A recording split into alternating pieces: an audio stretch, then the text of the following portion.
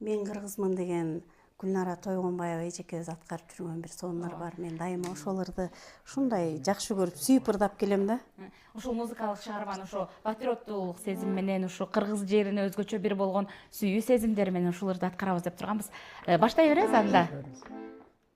Керилген бир керме тоодой керегеси, көпкөк асман түндүгү да терезеси, жабуулары үзүктөрү ак булуттан, жерим менин ак боз үйдөй кереметим.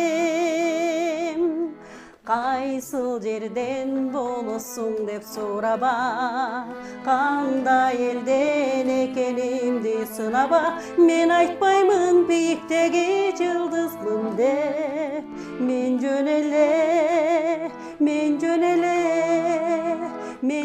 эле жашап келем кыргызмын деп. Проигрыш.